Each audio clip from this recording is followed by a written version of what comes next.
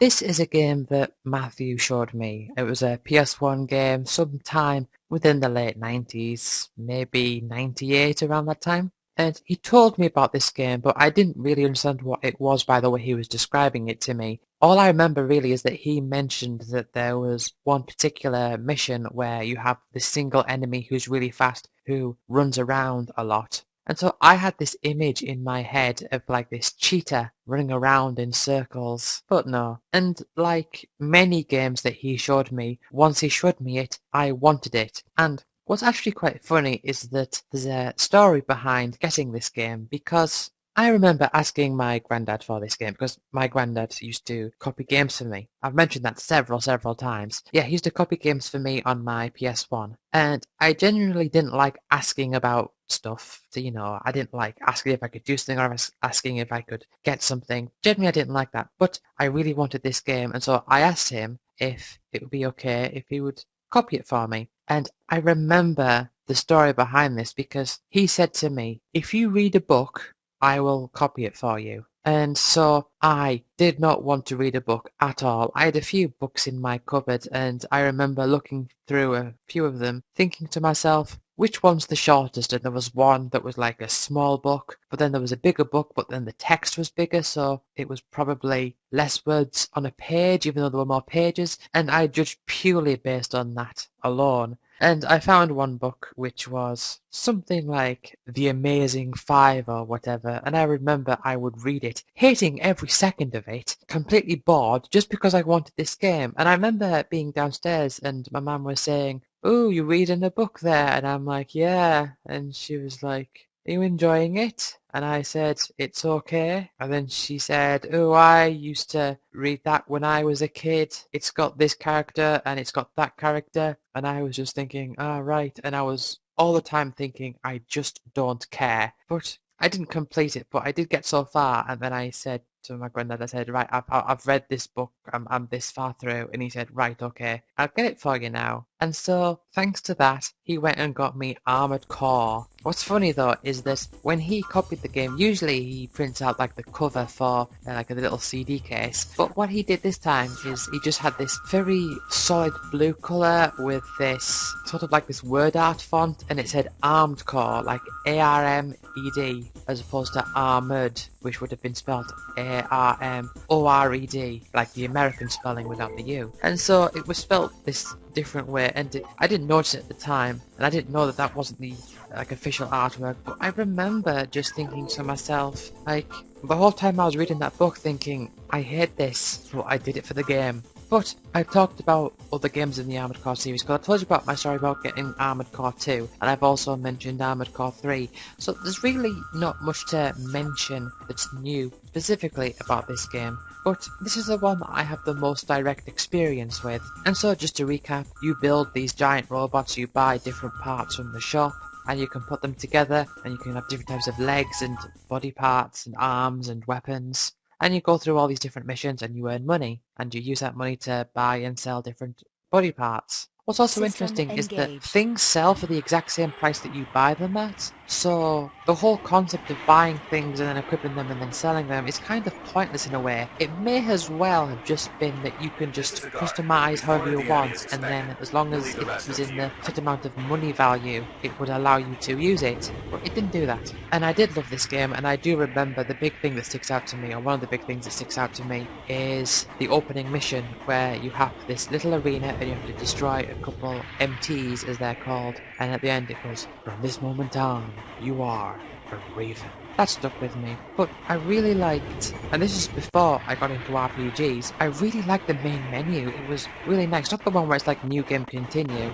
but in between that where you're in the Raven's Nest as it's called. That's like the elite force that you've joined. And it had this sort of circular menu and had each of these icons with a different coloured glow, and you'd have things like missions and garage and shop and all that. And it was actually really nice. You don't get menus like that much these days. A lot of menus these days you'll notice sort of use the Windows Metro theme where everything's in block squares. I've noticed that one quite a lot recently. There's probably some psychological reason for that, but I really like this menu with this sort of metallic background. I don't know, it's hard to describe. It had a sort of like a homely feel to it, and I just remember spending ages in the garage trying to sort out different pieces of equipment and stuff, and I had a lot of fun with this game.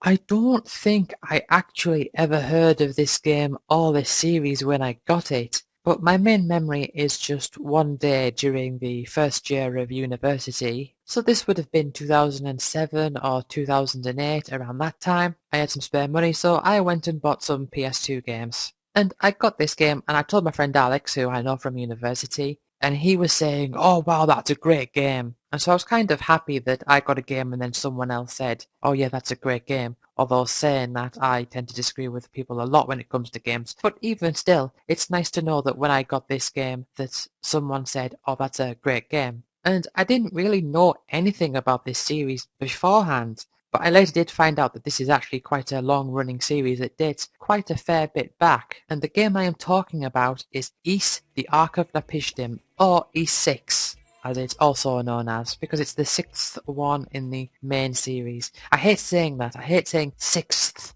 It's such an awkward word to say, sixth. Kind of like you want to say sixth, but it's sixth. It's strange. A bit like the word gong when I was talking about croc, gong. But no, enough of that yabbering around. Let's start talking about Ys 6. I actually hadn't experienced this series at all before playing this game, so I didn't know anything about how it worked. I don't even think I heard of the series, so it was all new to me. But a couple things stood out to me that were interesting to me. First of all, it was one of those games where your player avatar is very small relative to the screen size, which is something that you wouldn't really get during that era. You would expect characters to take up a much larger portion of the screen. That was interesting, and I also really liked it because what it meant was that there was an element of flexibility about it. You could jump and you could have all of these different sort of like platform game elements in the game, and for it to not be clunky at all. I also noticed that at the start you seemed to level up really quickly, and that was interesting to me. And there was very little randomization when it actually came to the damage that you dealt, because usually with RPGs you attack, you do an amount of damage, and then there's some sort of random fluctuation. This game didn't really have that. It was more just direct, this is how much damage this attack does, which I think is a bad thing, I suppose. Although you level up so much that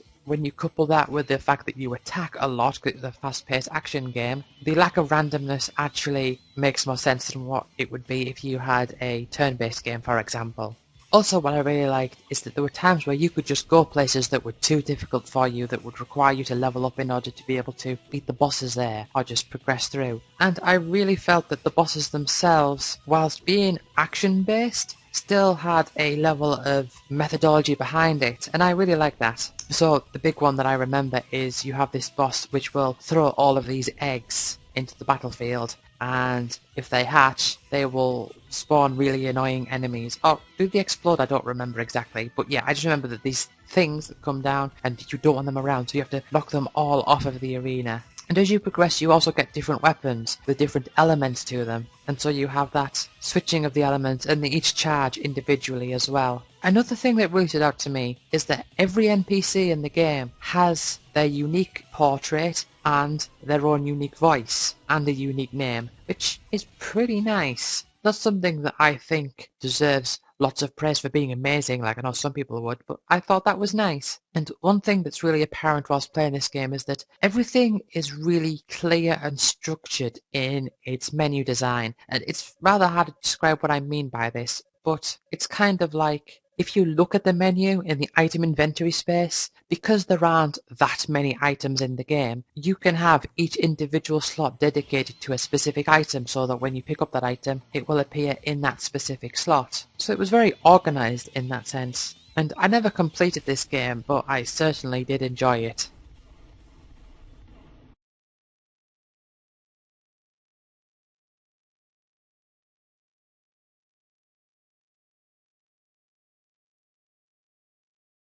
I have no recollection at all about how I got this game. I believe it was just one of the games that we got relatively early on the PS1, but this is a game that stuck with me even into the early 2000s, and it still stuck with me even today in how I've not played it for a while, but every now and then I still will listen to the soundtrack because the soundtrack is really good. And what's kind of interesting about this game is that I have mentioned before with Heart of Darkness that when I first saw it, it was sort of like a strange feeling to see a 2D game on the PlayStation, and this is a 2D game on the PlayStation called Rayman. And this game is just beautiful. From an art perspective, even if you ignore gameplay, from an art perspective this game is beautiful in both graphics and sound. But like I said, it was interesting about how it was a 2D game on the PlayStation, and yet it looked really good. Also like Heart of Darkness. But I believe I got this before Heart of Darkness, despite, my exposure to Heart of Darkness was before then through seeing it like on a TV show or something.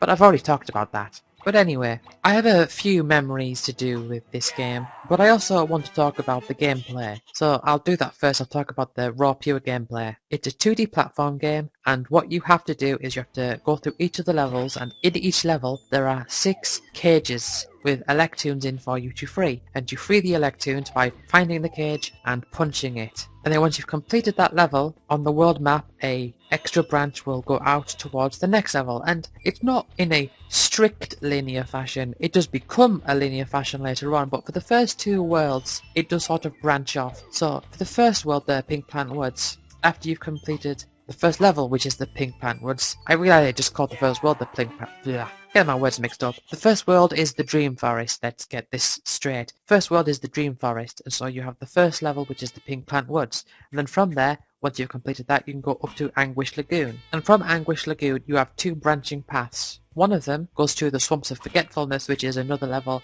in the Dream Forest, and the other one is Bongo Hills, the first level of Bandland. And Swamps of Forgetfulness will go to Mosquito's Nest, and then the Bongo Hills path will split off in the same way that the previous path did. So for the first 2 worlds you have branching paths, so you can sort of skip to the next world a little bit before. But after that, when you get to the 3rd world, it's all just a linear path from there on. But what's interesting about this is that as you play the game, there are moments where you'll find Batilla the Fairy, and she will grant you extra powers. And so the first power that you unlock is the ability to punch, because you start off not being able to punch. And then later on you'll get the ability to hang on to ledges, or use helicopter hair to glide across small gaps. And then later on you'll get 2 more powers. One of them is to swing on these pink ring things, and the other one is to be able to run. Now, the swinging one you actually get from the Dream Forest, but it's on one of the branching paths. And this is what I found to be rather interesting, because in order to complete this game, you have to save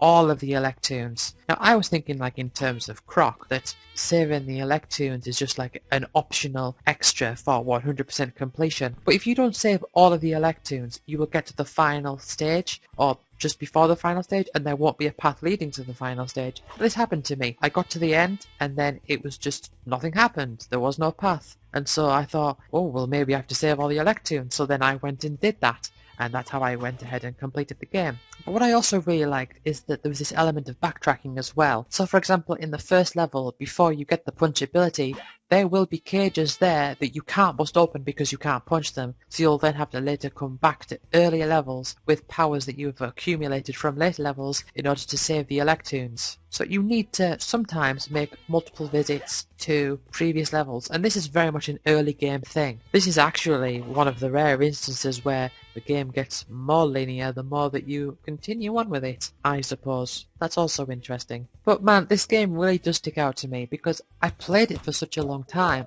When I say that, I don't mean that I sat and had really long play sessions. What I mean is that even many years after getting it, I was still playing this game. Or at least it feels that way. That might be wrong, but it feels that way. So yeah, there's 2 memories in particular that I want to talk about in regards to this game. One of them is actually touching back from a memory from before. You may remember when I was talking about Abe's Odyssey, I was talking about how Matthew left it at my house by mistake and I was hoping that he would leave it. I was playing Rayman at the time, so that memory sticks in my head. Whilst that is an Abe's Odyssey memory, it's also a Rayman memory. Another memory is the song Spaceman, or Spaceman Came Travelling, I don't remember the name of the song, by Chris de Burgh, I think his name is. And we used to play this at school because there was a time in primary school, like one Christmas, where this would be one of the songs. And so I began to associate that song with the Picture City levels from later on in this game.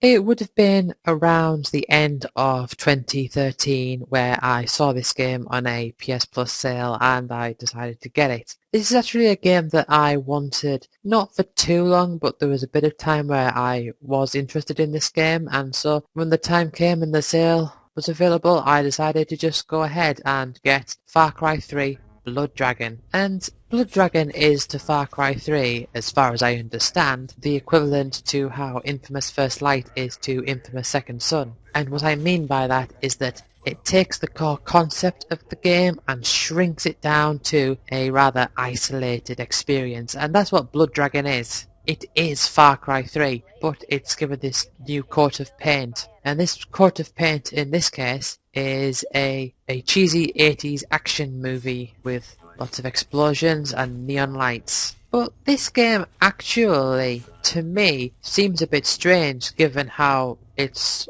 got all of this technology and all of this neon, but it doesn't take place in a city. It's clearly a jungle still, but it does that Ubisoft thing of having an open world with points that you can clear on the map. It doesn't have towers that you climb to reveal part of the map, which has become a ubiquitous Ubisoft thing. No, it doesn't have that. It does have this set story that you are to go on, that you have to go to this base and infiltrate this particular base and defeat these enemies, and it's all using first-person shooter mechanics with an element of stealth, so you can sneak up on enemies from behind and do all these different backstabbing kills and stuff. And that is like the main strategy for taking over the bases. Around the map you'll have each of these different waypoints, which is sort of like a different base, and you can tell the enemy bases because they all have this red light beaming up into the sky. And what you have to do is you have to try to go there and try to defeat all of the enemies that are there. But the problem is that if they see you or they hear something, they'll be more alert and they can sound the alarm, which will call more reinforcements, and you don't want that. You want to be able to get around,